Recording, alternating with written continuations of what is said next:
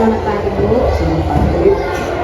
Saya mahasiswa dari Universitas Katolik Santo Thomas, Bu. Dan saya Arina Natasha. Di sini saya ingin meminta waktu sebentar untuk mewawancarai tentang penelitian saya yang berjudul pengaruh kepemimpinan kepala sekolah terhadap pendidikan guru di sekolah dasar SD Negeri 066043 Medan tahun ajaran 2005-2006. Apakah Ibu bersedia saya wawancara, Bu? Nah, yang pertama itu pertanyaannya, bagaimana pendapat Ibu mengenai cara kepala sekolah menyusun dan merencanakan program kerja di sekolah tersebut? Memang kalau sekarang sering dia masuk dia ke kelas, masih kenalan sama kami tentang mengajar, itu program mengajar kami. Karena ibu mau meminta apa yang kami kerjakan, mereka kontrol kami nilainya. Berarti kepala sekolah itu kelas kelas 1 sampai kelas 6.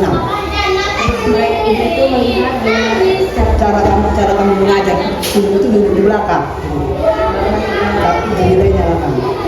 Yang kedua, Bu, bagaimana menurut Ibu kepala sekolah membagi tugas dan tanggung jawab guru-guru dalam pelaksanaan kegiatan sekolah? Kami itu ya, setiap kelas ini kami dikasih pekerjaan, tanggung jawab dengan kelasnya masing-masing. Jadi kami di belakang, ini kan kelas pada membersihkan lapangan di belakang ini, perkelas kan disuruh untuk mengerjakan, harus bertanggung jawab kelasnya sama belakangnya sama depan. Itu perkelas. Berarti Ibu kepala sekolah sudah Membagi ya, jadwalnya setiap kelas gitu.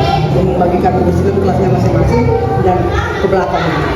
Kami diperhatiin, kontrol kan.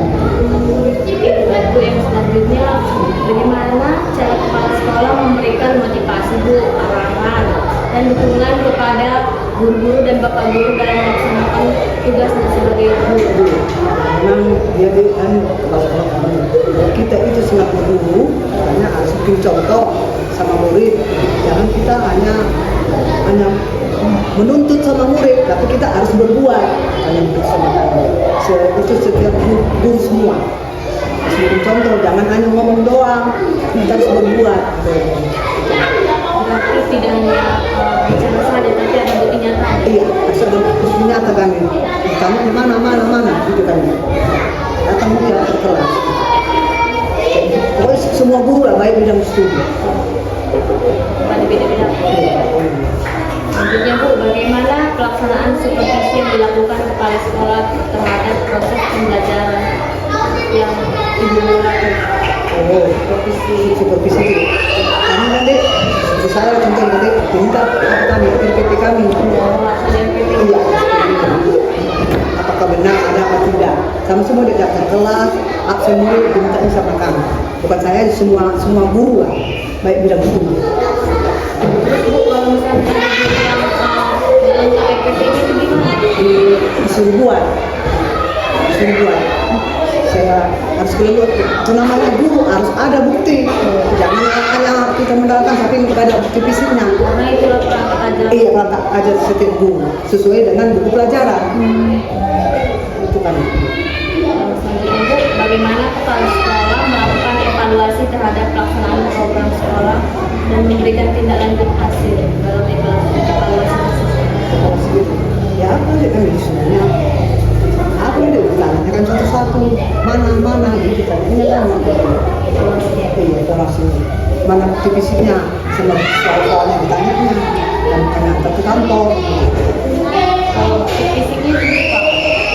Kan bukti fisik mau kami apa itu pekerjaan kami mana itu diminta gitu minta iya sudah ditugaskan mintanya mana bukti fisiknya itu yang kepala sekolah. Sekarang, Bu, saya ingin mewawancarai bagaimana tadi kan kan Ibu udah merasakan langsung bagaimana di dalam kelas. Yang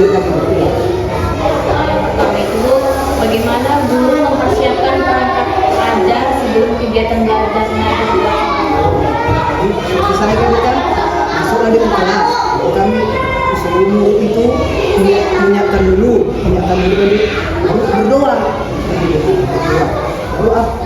misalnya kayak hari ini misalnya kan pelajaran apa matematika, buka buku matematika, saya bilang gitu deh, saya terangkan, buka buku halaman sekian, saya terangkan apa yang tulis.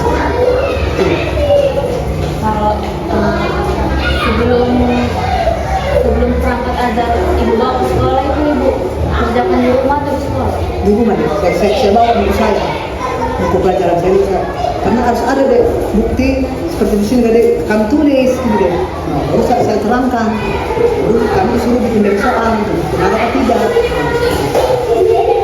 Selanjutnya Bu, bagaimana guru membuka dan melaksanakan kegiatan belajar agar peserta didik itu aktif dalam mengikuti pembelajaran kegiatan Itu apa? Itu sekarang itu deh kuncinya guru. Guru itu kuncinya. Apakah dia menghargai gurunya atau tidak? Makanya guru itu harus bikin contoh sama murid. Guru itu bikin contoh. Kalau gurunya nggak apa, pasti murid itu kan ribut, nggak. Seolah kita kalau menerangkan kita kan nggak didengar. Ya kita radio rusak-rusak. Kayak kalau saya sendiri, diam nak saya gitu. Kalau nggak diam, ibu tak mau menerangkan, nggak mau pelajaran, baru sekali keluar, gitu. Baru diam. Berarti intinya dari awal kita harus bisa membawakan dalam kelas itu. Harus guru. Bagaimana guru menguasai dan menyampaikan materi pembelajaran agar mudah dipahami peserta didik? Hubungan guru itu kan apa yang kita terangkan itu. Karena menurut saya terangkan. Siapa yang nggak tahu? Saya bilang gitu kan buktikan sama murid. Dia mesti takut, jangan nanti saya kasih pelajaran, saya suruh buka alam sekian nggak tahu menjawab, nanti situ ibu malah nggak suka, aku bilang gitu. Ini bu, ini kata, saya datangi lah ke lapangan, ke mejanya. Ini tenaga, saya terangkan, nggak ke depan juga, jangan jalan ke situ, dan ke depan satu-satu, saya jelaskan di sini. Sampai mereka paham. Iya. Bagaimana ibu mengelola kelas untuk menciptakan suasana belajar yang tertib, Bu, nyaman, sama kondusif? Sama apa murid gitu ya? Iya. Ya. Kalau saya gitu, kalau orang dulu, pura-pura aja saya diamkan gini. Diam, kalau saya bilang gitu kan, kalau ribut kalian, ibu keluar, bilang gitu. Sengaja saya diam aja dulu, diam lagi ini saya gitu. Kalau nggak ada reaksinya, baru saya apa deh? Sekali ya, saya bilang gitu deh. Jangan sampai 3 kali aku ngomong, baru dia diam gitu. Kalau nggak mau diam kalian, ibu keluar. Ada para sayang saudara tinggi sama kalian, aku bilang gitu. Baru diam orang itu, baru saya jelaskan. Berarti mereka udah paham kalau ibu diam berarti ibu sama. Nah, iya. Kalau saya diam, orang itu ngerti. Cuma bilang, kalau ibu diam berarti ibu nggak mau menerangkan ya, berarti ibu marah. Berarti kalau kalian ribut, itu sekali ribut, biar ibu keluar, bilang gitu. Baru itu diam deh gitu. Tapi Ibu, bagaimana Ibu melaksanakan penilaian dan mengevaluasi belajar terhadap peserta didik itu tersebut? Sekarang saya satu-satu saya di kemeja. Saya bimbingan dari kemampuan anak. Saya datangi di satu-satu. Saya datangi. Mana kau bimbing? Bantu bimbingnya. Saya tulis deh namanya yang apa, yang sedang mana yang apa. Terus Bu, kalau udah Ibu tulis lah yang mana yang kemampuannya sedang, di atas sama yang di bawah, baru gimana cara Ibu itu agar mereka bisa untuk mengikuti belajar? Saya panggil ke depan, besok-besok. Ini anak nggak tahu, ibu terangkan, menjawab. Kalau di depan itu, siapa yang udah tahu? Situ apa deh? Si Firdo itu tahu, dari tempat belakang. Nah, ini saya bawa ke depan, satu-satu nggak ya? Terangkan nggak tahu, jelas kan? Udah tahu? Jangan kau diam, bilang gitu. Nggak tahu bilang, baru aku jelaskan. Jangan karena suara kau takut, bilang gitu. Itu ibu naga. Apa baru ini kau tahu sifat ibu naga? Bilang gitu. Bukan karena baru ini kau sama ibu ya. Udah tahu sifat ibu yang kelas 1 sama kelas kamu di kelas 5 kau. Ini suara ibu aja yang kuat. Ini suara kulit. Baru kuat aku sendiri. Kalau udah tahu kau nak, ya ibu naga. Jangan tekankan. Terima kasih atas jawaban yang diberikan kepada saya. Semoga nantinya penelitian saya ini berguna. Kita ngapain dulu?